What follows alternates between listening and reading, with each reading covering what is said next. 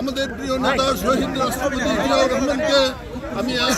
আশা করি, আমি দোয়া করি আমাদের প্রিয় নেতা শহীদ রাষ্ট্রপতি জিয়াউর রহমানকে পরম করুণাময় আল্লাহ তাআলা বেহেশতে নসিব করুক। একই সঙ্গে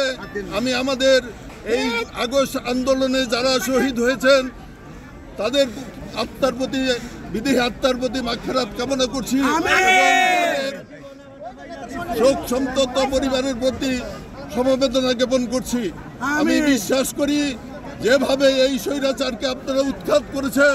আগামী দিনে তারেক রহমানের নেতৃত্বে আমরা নতুন বাংলাদেশ গড়ার প্রত্যয়ে